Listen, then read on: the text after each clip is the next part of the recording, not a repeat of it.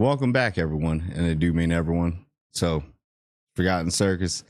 So, yeah, I'm going to be doing my episode 7 review, my spoiler review. So, there's spoilers in this if you haven't watched it yet. I'm a little late on it, but my other favorite show, The Rings of Power, episode 7. So, it starts off kind of like Sauron's still playing people, and then you got the siege that's going on. Remember the siege, right? And I'll give it that. Special effects were pretty good in this. They were bombing like trebuchet, siege engines, but they were just what is the name of that Elven city? Aragdale, everything. Yo, it's so hard to say. Hold up, Aragdale, whatever. Right, I'll get to that. I'll figure it out eventually. But I mean, there's this point when the orcs are definitely winning. And then they turn. So there's this part where Celebrimbor is like straight up like, just, I know this guy. There's something wrong that's going on here. I know it.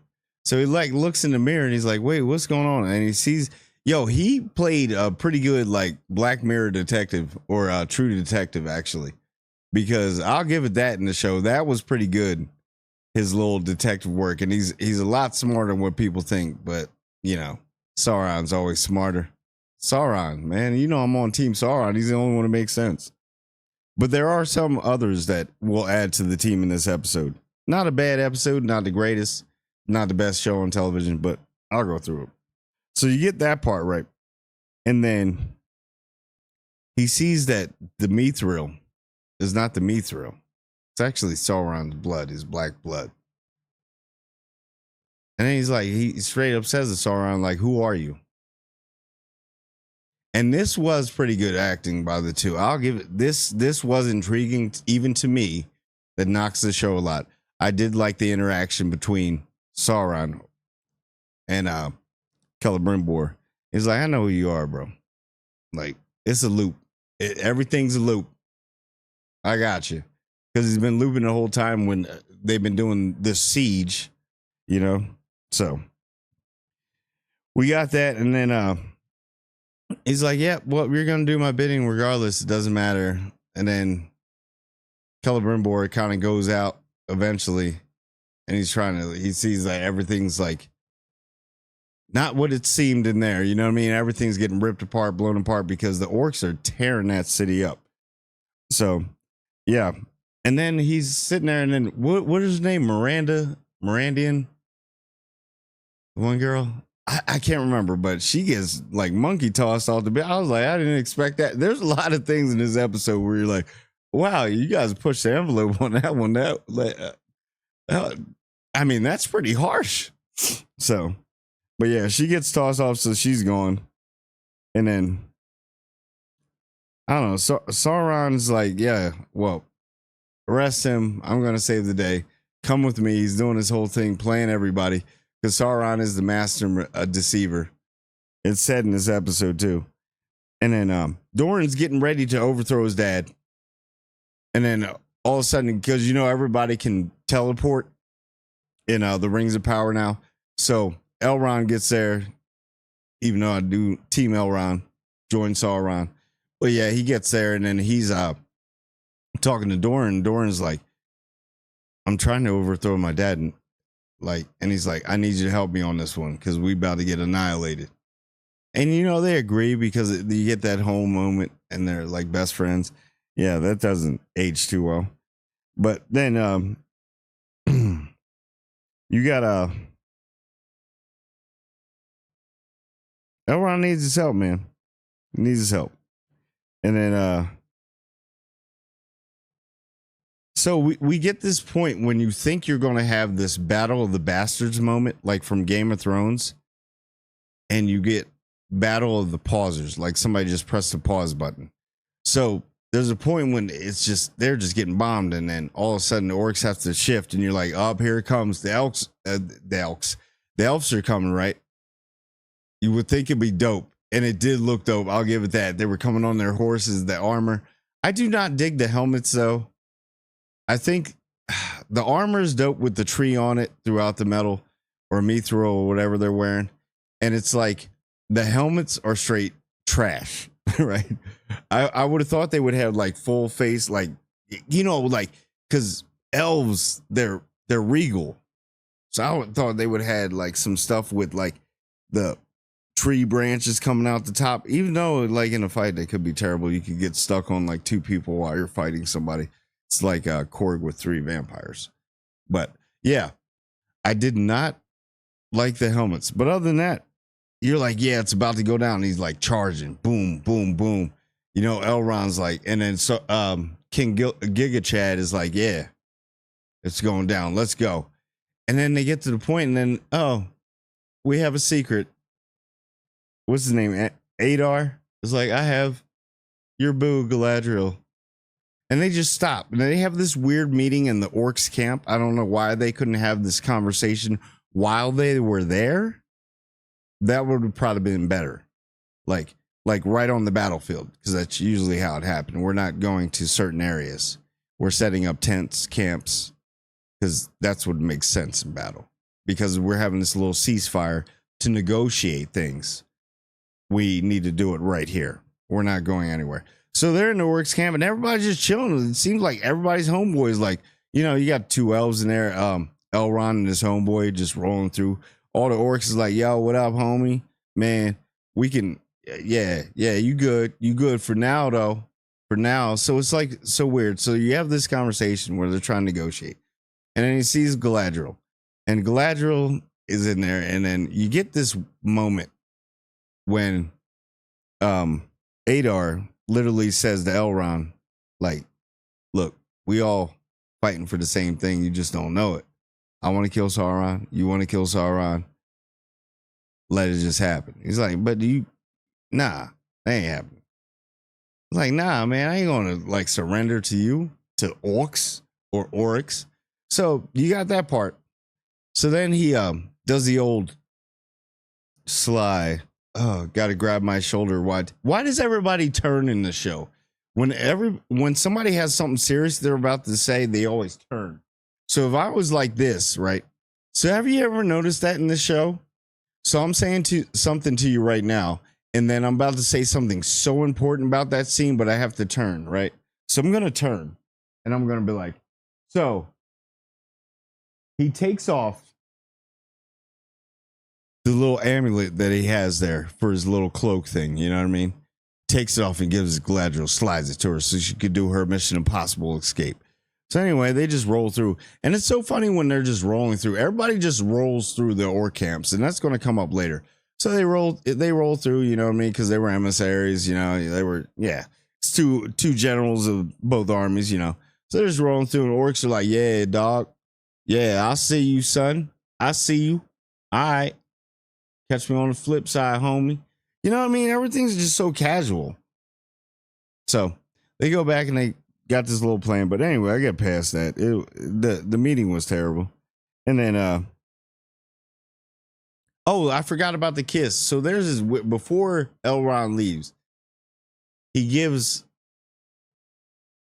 Galadriel a kiss, like straight on the lips. And that's how he slipped the thing to her. But was Elrond being like slick, like, yo, I'm only kissing you to get you this, right? But I'm saying she looked hot and bothered. Or hot and heavy. Galadriel, that is the first time I seen some acting out of Galadriel in this. She was like, ooh, okay, Elrond. Oh, I know. Are you gonna call me? And he just rolls out like, yeah, you can kill her, but And then so we get the part where Doran does his whole Doran. So we go back to dwarves because I love the dwarves. And in this episode, you're not going to see any Randolph. Can't call him Gandalf yet because I'll just call him Randolph until he gets Gandalf, the name.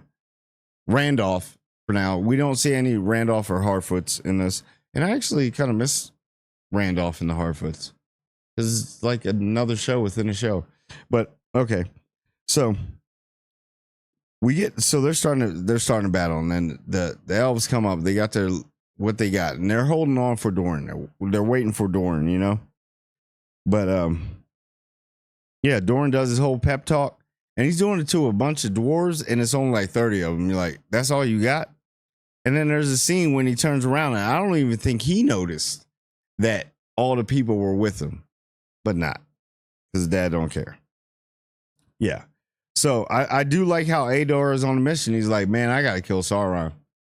Like, any way I got to do it is I got to run through y'all. I will give him that respect. He's like, I got one mission. I got to get this dude. I got to.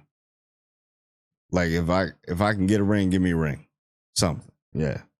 So, and then remember, the orcs have feelings now. The orcs are a community. They have feelings. All right. So we got to think about the orcs. So, yeah. And no one wants to be slaves. So you got Adar that comes through like the Messiah and is talking to the orcs like, I feel for you. And then he cries a couple times and everything. I'm like, okay. And all the orcs are like, they're like, oh, yeah, man. Yeah. Yeah. Together. Apes strong. Like, whatever, dude. And then, so we got Galadriel escapes from a little thing, you know, the little sliding to, but she's still like, did Elrond really, did he mean it? I think he meant it, but he gave me this too. I know he gave me this too, so he meant it twice. So she's just rolling through the whole thing. She's got her little orc costume on and looks very clean. And like, don't orcs have a sense of smell? I'm pretty sure they have some type of sense of smell, right? Like you always see orcs like, or orcs, because they can smell stuff. You don't see like that. This girl smells like Elizabeth Taylor's White Diamonds. Because have you ever looked at like elves? They always look like they're clean. Even when they dirty, it looks like they're clean. It seems like they have like a really, really inviting scent to them. Like kind of like a scented candle on Thanksgiving. You know, you get that. What is the no, I think they're more like a vanilla smell. You know, it's vanilla mixed with like probably like a cranberry. They just look like they're clean. You know what I mean? So she's just rolling through no problem. I mean, Adar's walking past her. Nobody realizes, you know, people are like the orcs are getting real close to her. And she's just rolling through. Like she even helps like carry like one of the dead orcs, because remember, they have feelings now. So they have to bury their dead. They have feelings. So, you know, they go and she's helping carrying it. And it's like, oh, okay. And then she's rolling through, and then, you know, she gets this one point, and the girl's like, I don't know how anybody could see the whole time. She had like this little hood on, but you could see that was her. Look at the size of her body and the shape. It doesn't match. Like anybody could look. She had a little armor that was hanging off. So obviously that armor wasn't made for her. But anyway, so she's rolling through, and then one what is the other female orc? Really? Oh, what nice hair. Oh, you know, and then she takes off, and then she's like, yo, girl boss time. And then nope, boom, boom, 3 arrows go through, right? And who is it? My man from South Side of Chicago, Aaron Deere. Yeah, boy. So he comes through, saves the day, and then she's like, yo, I got you. I got you, soldier. He's sitting there like, yeah, I got one mission only. I gotta get him. You don't know who I am, yo? Right? So,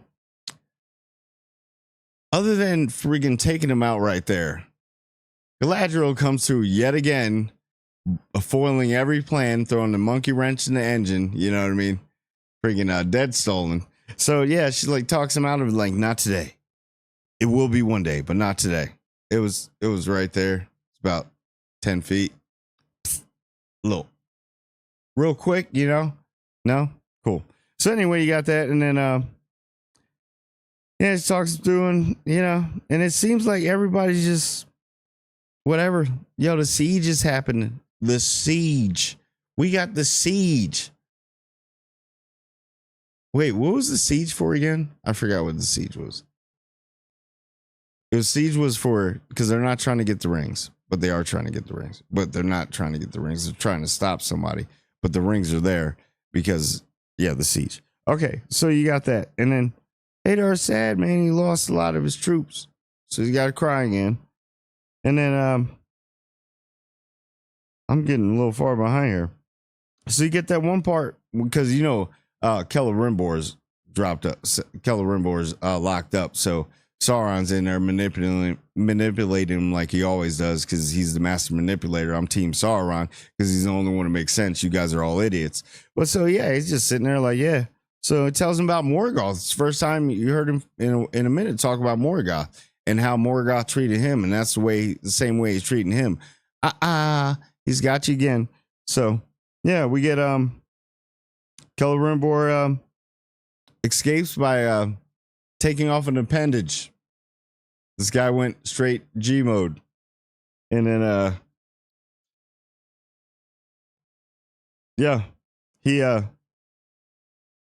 you got the part with the dwarves. So the dwarves are supposed to come in and Dad's going crazy. So Doran the Younger has to run up in there and try and he doesn't know it. Disa is unalived or dead. You know what I mean? So he's like, nah, this takes priority. So, and I did like his armor. He had pretty dope armor. I did really like his armor. Yo, that dwarf armor is dope. I liked it. But then, so Celebrimbor says, nah, I'm going to get out of this. I'm getting out of here. I'm taking the rings, putting the rings in the bag, cuts his appendage off, and then, runs out there. And yet again, Celebrimbor gets blown up. Why does this guy get blown up literally every time? And he gets thrown like a Saving Private Ryan movie.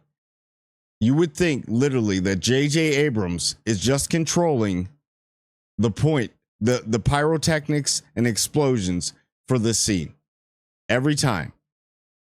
But so he gets blown up again, and then they're sitting there. So he wakes up. The elves are like, "Yeah, we're gonna take you over." And then Galadriel comes out of nowhere because everybody teleports. Remember, everybody teleports in the show, and they can get at any point in time. It's like moving on a chessboard, like literally. So yeah. And then she's like, no, you take him, flee, take the rings, because he finds out he has the rings because he takes all the rings, right? And then he's like, no, you take him. I'm like, you are giving it to the most irresponsible, the most untrustworthy, the most naive person to control 10 rings, 9, 10, whatever rings of men. Why does this girl keep getting so many chances? So then she's like, oh, I have that. And nobody asks, like, where did you come from? And why are you throwing around? Whatever. So you got that. And then, so Elrond's got his little strike team, they pan to that because the siege is happening. Remind me why the siege is going again. Keep forgetting. So the siege is going down and Elrond has his little strike team. And he's got the one, Asian elf. She's running through because she's Asian. She can do kung fu tactics because she's stereotypical Asian, right? But I will give it in the scene. She did the actress did do some great acting. And it was like, I understand what they were doing with her character, but it seems like you tried to make it extra to make it woke again. Like, oh yeah, we have to have, I don't know, but I think she's a very beautiful actress, by the way, and her scene is straight gangster. So she comes up, and you think because she's the only one that can shoot the arrow, right, the fire arrow, to get the siege engine, and ignite the fire, so it basically goes back the other way, and I don't know. It got kind of complicated in that scene. It was a lot of too many moving pieces. But yeah, so she gets shot by all these arrows, and you're like, oh man, well there it goes. That's it. Guess that's it for her. Nope. She gets up, rips out an arrow, puts fire on the arrow because conveniently there was a little fire pod there. Conveniently, right there was a piece of fire there that she could ignite an arrow, from the orcs. Because didn't she take out that arrow? Or did she pick up that? Whatever. She ignites it, and then boom, she hits it. And then, Elrond looks back at her and gives her a look like, you can come to the barbecue. Nah, she did go out like a G. And then she gets shot a bunch of times. I didn't like that. Well, hit with arrows a bunch of times. I think she should have survived. I liked her character. Now that I think about it. I didn't mean to talk trash about her. But it seems like they put her in there for a reason. But so, damn, I wish she could. But is there any way they can use some elven magic and bring her back? She was pretty dope. Her speech was good too. So you got that too. And then, instead of like fleeing the city, Celebrimbor, you went to go Sauron. If you know he's Sauron, you know how powerful Sauron is. And so Sauron is super OP.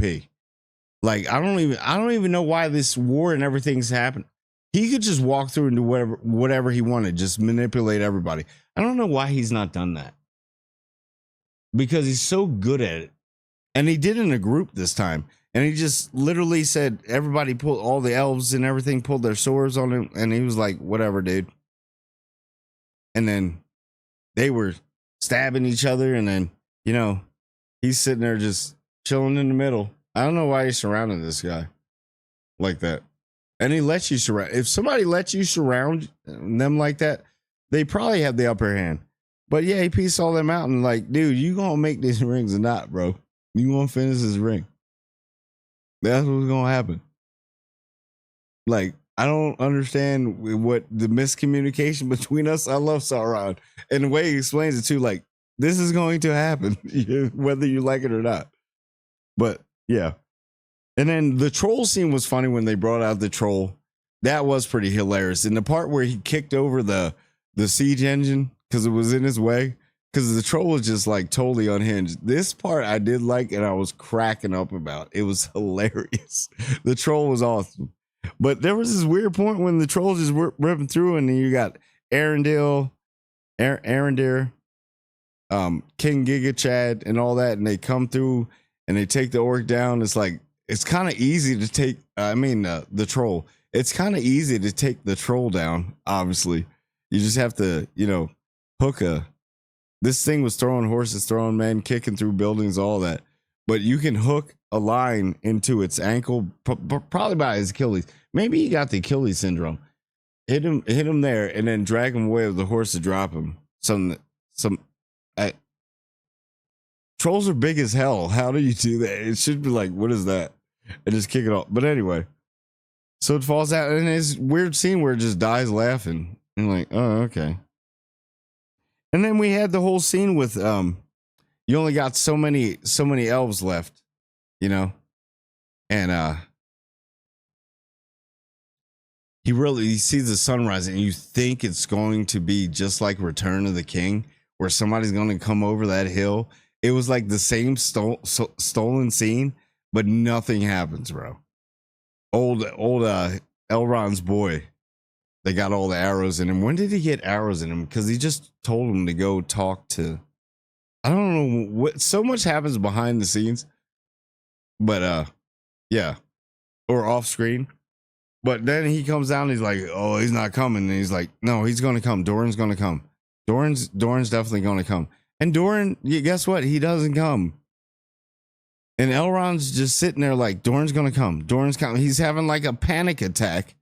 And then he gets, Andar is sitting there. And then you got the whole Arendelle Andar moment. See, if you wouldn't listen to Galadriel, can everybody stop listening to Galadriel? So you had this whole moment, right? Where you're like, yeah, this is the battle of battles, boy. Even though the siege, I keep forgetting what the siege was for, but the siege is going on. This is where it goes down. And nope, it's about 5 seconds. Adar gets the upper hand, puts a blade in him. Arendir, I don't understand why this guy was such a great fighter and he fell for that. I don't even know what he fell for. I don't know what happened there. It seems like they were doing like, I don't know. But anyway, so that was underwhelming. But yeah. And then Got the part where basically he falls down. He's not dead. Obviously, they're making sure because his eyes moving. They got to make sure so he's not dead. Trust me, he's going to be back. You see the eyes moving. He's just yeah. So hopefully we have the Wild West showdown between those two. But then you had that, and then yeah, Adar gets the ring. He takes it off of Elrond, and he's just like, yeah, that's it. But I don't know. Got one more episode, guys. One more episode. I made it all the way through. And I got to do my Agatha one because you're gonna have a surprise on that one because I'm out on that show. But it's gonna be a funny one. This was a longer one, but thank you for everybody that watched. I really appreciate it. And thank you for helping this channel. So that's all I got. To be honest with you, got one more episode. We'll see how it goes. That's it. I made it all the way through, guys. I made it all the way through for y'all. And thank you for subscribing. Really. But yeah. Like, comment, and subscribe to the video. And I want everyone to subscribe. And I do mean everyone.